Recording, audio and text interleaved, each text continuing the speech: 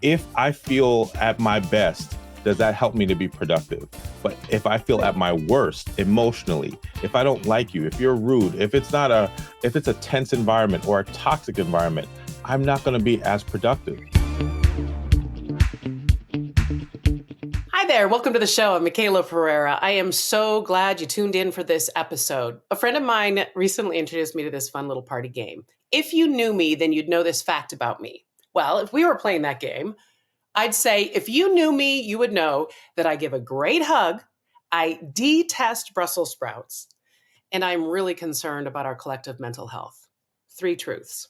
I believe conversations around mental health need to be normalized. We got to check in on our people, check in on ourselves, and maybe even support our friends and loved ones in getting help or perhaps even accessing care ourselves. Folks, we can't do this thing called life alone. So I called a mental health professional who has been in the game some 20 years as a psychologist and licensed marriage and family therapist. Together, we're going to discuss the intersection of mental health and work. There's a good one. As well as the struggles that we all have in giving ourselves permission to live our fullest, healthiest lives. Dr. George James, welcome, my friend. How are you, brother? I am so excited and honored to be here. Thank you for that and that awesome intro. Thank you so much for all you do. Oh, thank you for all the things that you do. And I guess I just wanted to start and ask you, are we okay? It sort of feels like everybody I know is struggling. Is that just me and my circle, or is that what you're sort of sensing and feeling too? I think we are all okay and not okay. I mean, I think Hmm. part of what I've noticed, even in my own life, in my own family, is that we realize these struggles a little bit more because we're talking about it. We can sense and talk about anxiety or depression or being overwhelmed because it's just a part of our just everyday language. But Yeah. then when we dig a little bit deeper, more people are struggling than ever before, and more people are willing to admit that. I mean, I grew up where we just didn't talk about this stuff. We didn't talk about it. So the fact that people are talking about it, I give them lots of credit and props. But I think the number of people says something. So let me ask you, and I appreciate so much that you said that we're okay and we're not okay. The not okay part, what do you attribute that to? If we just take a snapshot of just the past few years, there's been lots of things. I mean, there's been political divide, there's been Mm. wars across the world, there's been racial injustice, and yeah, a small thing called a pandemic. Oh, that little thing. Yeah, that thing. And then just the disruptions. People haven't had graduations. People Yeah. haven't been able to see family members. People who have lost other folks might not have been at the service or way that they honored those people. Those important connections have been severed or delayed. So many different things that have impacted people. And we just haven't had like a blueprint of knowing what to do when all these things happen. And I think that's the part that makes us not okay. And not to mention just lifestyle stuff. Like what Yeah, would happen at 18 or what would happen at 65? These normal things that would bring some angst normally, yeah, plus everything else. yeah. No, it's true. These normal things, graduations, retirements, weddings, marriages, divorces, those normal life things take on added significance when you talk about those other underpinnings.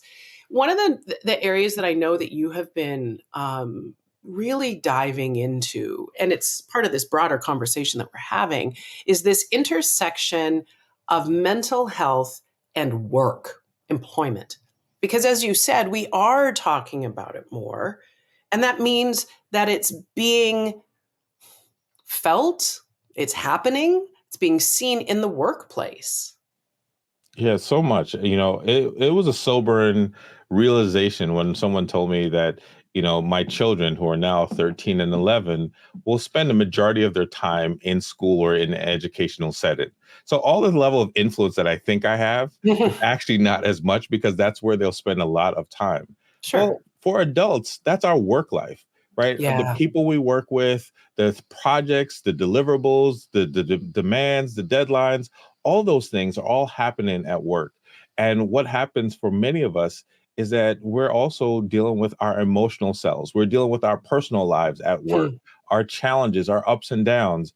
And if our work environments are not creating psychological safety and an ability for us to safely deal with those things and be productive, it doesn't work. I remember people talking about it, and I understand why people would suggest this, and I think I've even said it. The idea that you just leave all your personal stuff at home when you come into work. But the fact is that's not necessarily easy to do or even possible to do. No, it's impossible. And I get it that there's a way of being able to have some separation, right? We can't spend all of our work time talking about personal stuff Heck no. or allowing all the emotions that we feel with our personal stuff intrude. But what happens at work is that we treat our coworkers like family, like a spouse, like a partner, like someone we like They're or important dislike. relationships. Your work Exactly. husband or your work wife or whatever, we joke about that, right? But it's real. And if you think about, some of us don't have maybe the best relationships with our family members, and some of Mm. us don't have the best relationships with our coworkers. Those things they blend and they blur.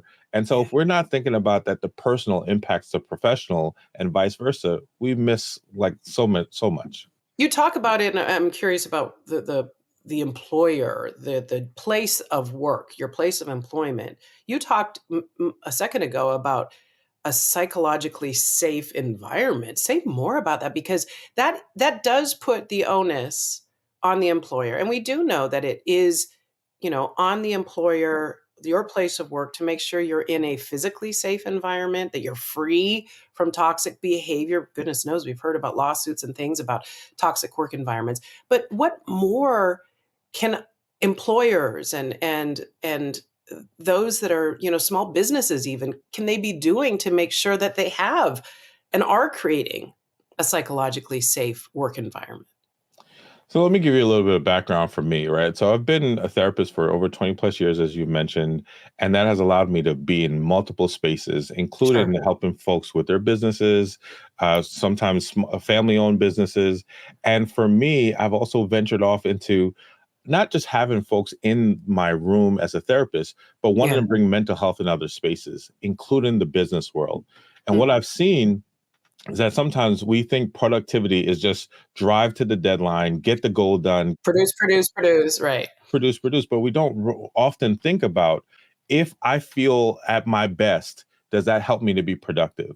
But if I feel Right. at my worst emotionally, if I don't like you, if you're rude, if it's a tense environment or a toxic environment, I'm not going to be as productive. If I feel there's injustice, I'm not going to be Mhm. as productive. You're not gonna bring your best self to the job, to the work. And we see that over and over and over, which is what I think is part of really crippling a lot of our work life balance, or even some of the struggles we see with so many people. They're saying, I don't want to go to work. I don't want to be around these people because it might not be psychologically safe. So what can that look like in a work environment? Because look, by the way, in today's world, I get it that if you're running a business, if you're a general manager, a manager, the person that's a supervisor of any sort, there's a lot of considerations, right? Of just the job itself, and then managing people. This is a part of managing people that it's tricky, and it's ever evolving, right? How do you what's the best guidance you can give those people to sort of consider when thinking about that? I think it's something I try to do in my work that I think most CEOs, leaders, managers, shift leaders try to do, but lean one way or the other. How much support can you provide, and Yeah. how much boundaries or challenge can you provide? Right? Mm, You have to have some boundaries and structure and guides and things that's saying this is what needs to be done by this mhm, particular time. mhm, Sometimes people lean too much on the boundary side and not so much on the support, empathetic, understanding side. Or sometimes right. people are so empathetic. They forget about the output of the production and the deliverables, as you mentioned. Yeah. It's a fine balance. I suppose the job of manager or supervisor now is just that much more complex. I think it is because some of us, once again, we do the things that we learned or what was taught to us or what Yeah. we had to experience. Ooh, And now we're careful. saying, no, do this or try that. Or you have a new generation that's expecting something different. And I think that is hard. And we all probably need to be trained or retrained or forget what we've learned so that we can be better in these positions.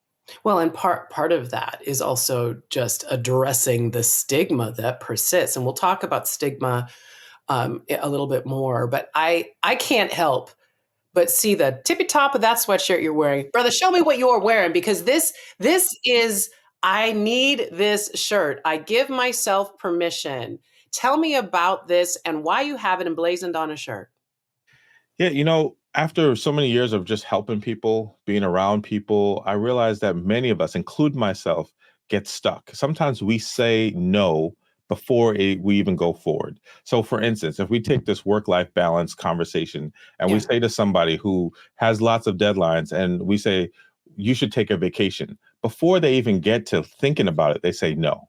No, no, no, no, I really shouldn't. They need me here. I can think of all the excuses. They say, I can't afford it. What are my kids going to do? I have nowhere to go. I don't have nobody to travel with. Right. I've said that myself. All the reasons. Sounds familiar, folks, right? And sometimes it's about giving ourselves permission. And what I really help people do is to go through all the barriers. There's some societal barriers. We already talked about it.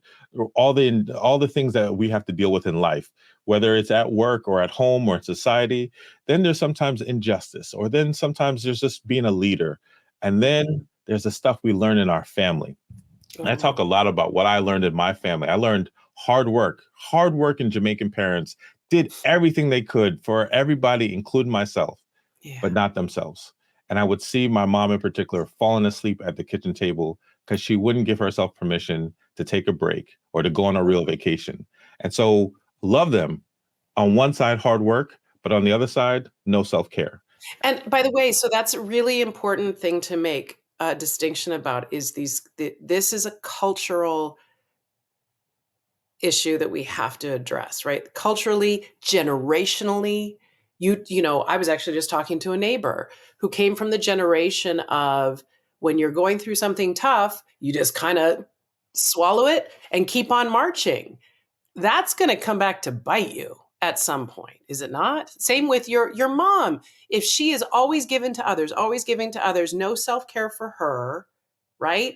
She gonna fall apart, mom. And I love when you say culturally, because I think it is culturally in the US as a Mhm. part of our way that we kind of have pride over.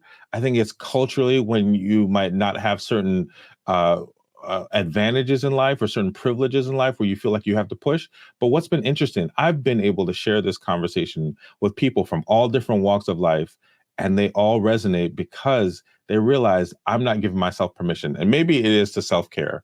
Maybe it is to love and be loved. Maybe it is to move on. Ooh, that one.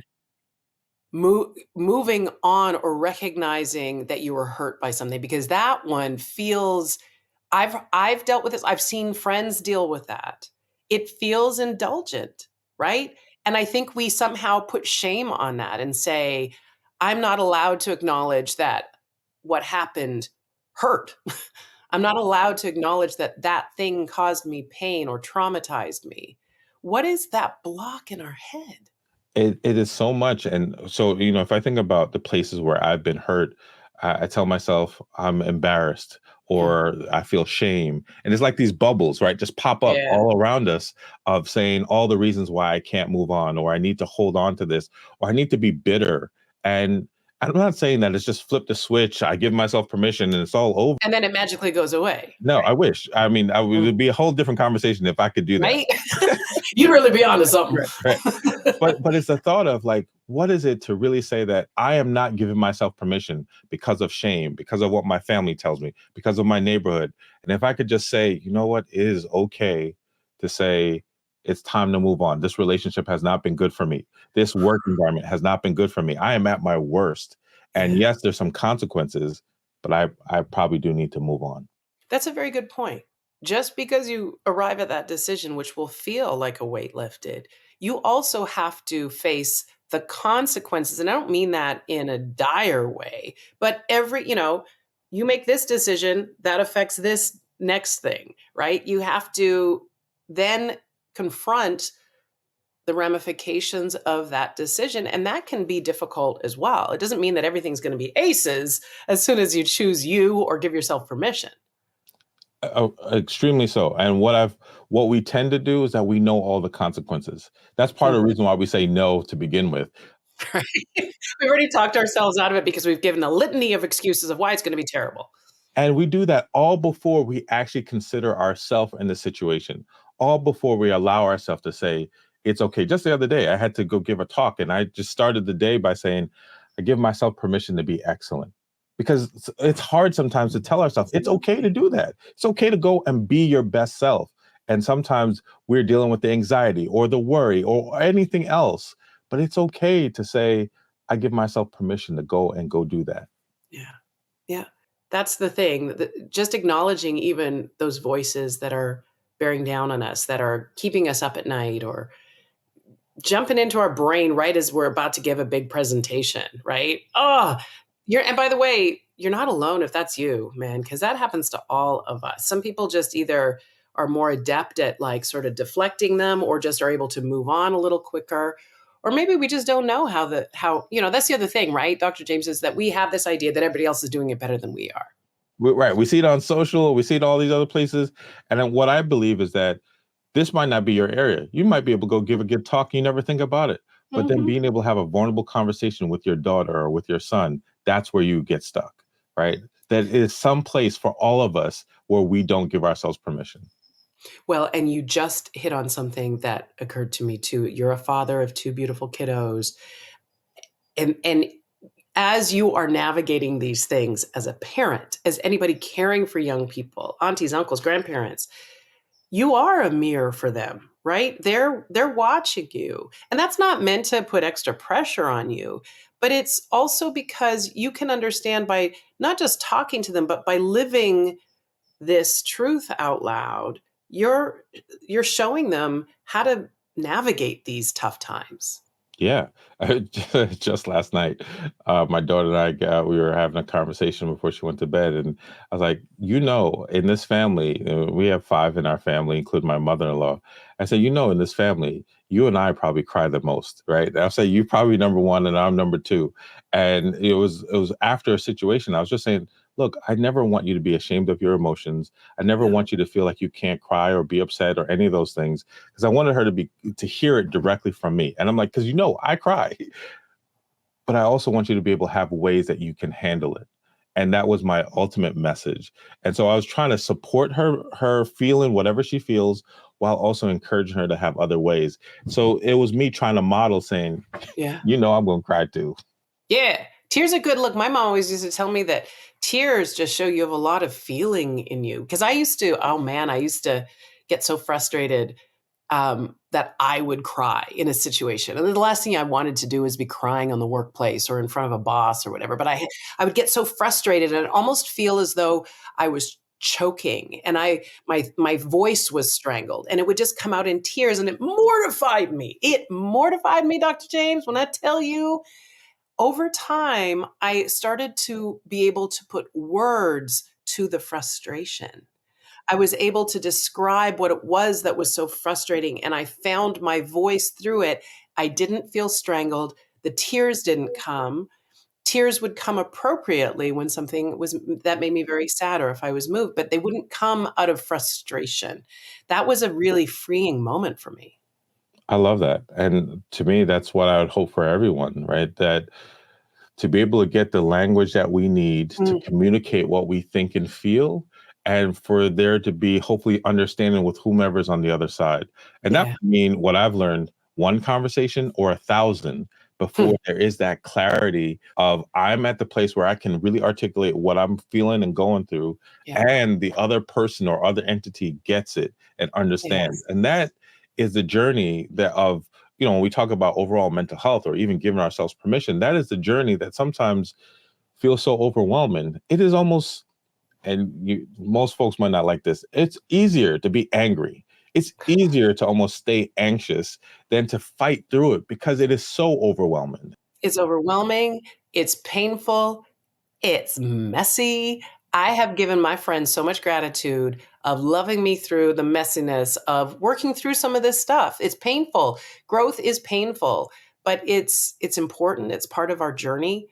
I want to talk to you about your journey too, because as I'm sitting here listening to you, watching you rock that I give myself permission sweatshirt, I see for those that are not watching this on YouTube but are listening, he's got a proud Jamaican flag hanging over his shoulder. He is the son of immigrants. He's a proud Jamaican man. He's a Black man in this space of mental health, and you've been doing it. I imagine when you first started out 20 some odd years ago, there weren't a lot of you out there doing your thing.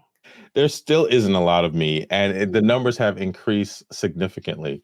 I find it an honor and a blessing to be able to be in the field, and it took me a while to even realize that when I'm doing interviews, when I'm in places in the public, that before I even say anything, I'm saying a lot. Ah, And that just my presence as a Black man talking about yes. mental health is saying to so many people that it's okay. Because I didn't necessarily get that. I mean, my example growing up of what I wanted to be as a in a profession was I saw someone who's a medical doctor. That was the example. That was as close as you got to what you're doing. Yeah. That w And I didn't even know about therapy until I actually was choosing to go into therapy in graduate school. It wasn't even something I had and I mean, maybe growing pains, but that was about it, right? Yeah. Like there wasn't much other That's thing. so funny. That's hilarious. Same, like really, I think that was a lot of our idea. I think therapy was for other people, right? It was not for the masses, it didn't feel like. Yeah, not at all. And then if we really push for me cultural identity, it was not something Jamaicans do, right? It didn't come out from my parents, but there was a proudness and a pride that came with like how we show up and what you Yeah. do and how you push through adversity, and maybe a spiritual leader, maybe someone who is an advisor, but not a therapist. Stigma. We mentioned it before. It is at play, especially in immigrant communities, Black communities, communities of color.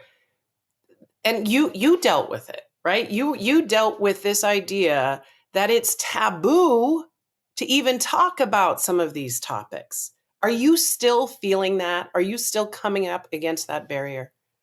Yeah, yeah. I mean, I think that barrier is still there. I think people are still challenged with how do they talk about their emotions. And even as we were just sharing earlier, it's not just being able, in my opinion, to say, I am feeling anxious. It's being able to say, I am worried. I feel Mm, not enough. It is mhm. dealing with the messiness of it. And I think that's where the stigma goes, right? Like, I'll have folks that I've worked with, men, folks of color, any of these different kind of subgroups that we say won't go to therapy, Mhm. and they're like, "You're not gonna have me crying on your couch, right?" Like that's the whole thing, right? You're not gonna have me be emotional in front of you, and I think that is where the stigma is. How do you address that? You've had that person come into your world and say those exact words to you. How do you respond to that when they're already putting a wall up? I tell people, you don't have to. We don't have to get there, and sometimes it's like day one. I'm like, it's our first date. I like the way you put it. Yes, that's relatable. Right. Like we'll see if we get there. And this part is just seeing if you feel comfortable enough to have a conversation with me, for us to really see if we relate, if we vibe, if we connect. And then from there, we'll see if it means tears or if it means anger or if it means openness or if it means just having a safe space where you can talk about whatever you want to talk about.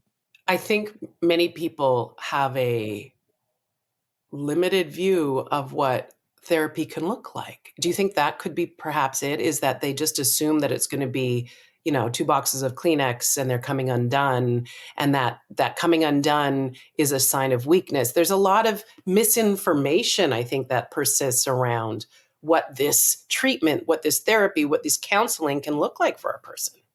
Yeah, I completely agree. I think there is that yes, that is a part of it and can be, but there's so much more. I mean, there have been times where I have been working with someone and they're dealing with a relationship issue, and then a family member passes, and they just Mhm. needed someone to be able to talk to, but they didn't know a family member was going to pass. They just Right? knew that they had some relationship issues, and in talking about the relationship issues, that led to now how do I talk about this person I care about and love? And I normally wouldn't have done that, right? That therapy can just be a place where anything can happen, any conversation can happen. I've had times where I've helped people to think through, well, how are we going to go about this job interview? Let's talk about this. Let's I work love through that. this. Right. Where I've been a thought partner, I've been on the first date, I've been at the funeral, I've been in so many situations. I've actually learned a lot about life through my Mm. client. This has been quite a journey for you too. I sense. Yes, it has been. I mean, if it wasn't for me going down this path, I don't know where my life would have been. I don't know how I would have communicated with my wife, or even that conversation I mentioned about my daughter. I don't know if I would have been self-aware of how am I coming across as a father, as a man, as a Black man to my young daughter. Am I Mhm. coming off in a way that makes her feel like she can't express herself? And then Right. to come back and say sorry. That's not something I Mm. learned that parents do just in the Mm. environment. I learned that because of my journey, and that it's okay to be vulnerable with those you care about. Well, and I think the fact that you are sharing these conversations merely by being in the room, right, with other mental health professionals in your practice. Yours, and I understand you're an adjunct professor at Thomas Jefferson University, working on getting that next generation of people into the mental wellness space as well. That is your living testimony, but it's also showing an example to others that it can be done. There's room for all of us. We need to be having these conversations. I feel like you and I could talk for hours and hours. The great thing is he's got his own podcast. So if you're all about Dr. George James, hit him with the name of the podcast, Dr. James. It's called Leapcast, LEAP, leaders, entertainers, athletes, and performers. And the idea is you're talking to them about some of these very human moments they have as those athletes, those high performers, in navigating those human moments as well as their profession and the intersection of those two things. And I I think had a it's very fantastic. awesome, wonderful guest who was on my show, Michaela, who shared her amazing journey with me that I'm so honored. It was a joy. It was a joy. Thank you. It's not often that I get to sit in that seat, so that was a lot of fun for me. Hit them also with how they can find you on Facebook and on Instagram, the website. Give them the details. Yeah, the best way to reach me is my website, which is georgetalks.com. You can also find me on Instagram and Twitter. My handle is at George Talks. So Instagram and X, my handle is at George Talks. And are you selling that merch? Because I give myself permission that I want to see that people rocking those around town. Look, there'll be so much more of I give myself permission coming out. I have from bracelets to the hoodie. I try to let people know and try to remind people that it is okay to give yourself permission. It might not come in focus Oh, right now, but there it right is. there it is. Bam! I give But myself it is permission. okay to give yourself permission, and you can find it on the website as well. Dr. George James, you're a gift. Thank you so much for being in conversation with me about something that really matters. And for all of you out there, give yourself some grace, give yourselves permission to do that hard thing, the thing you've always dreamed of. And come back here, subscribe to the podcast, subscribe to the show, tell a friend. This is a space where we'll have some of these conversations and more. And we'll see you next time. Thanks, Dr. James.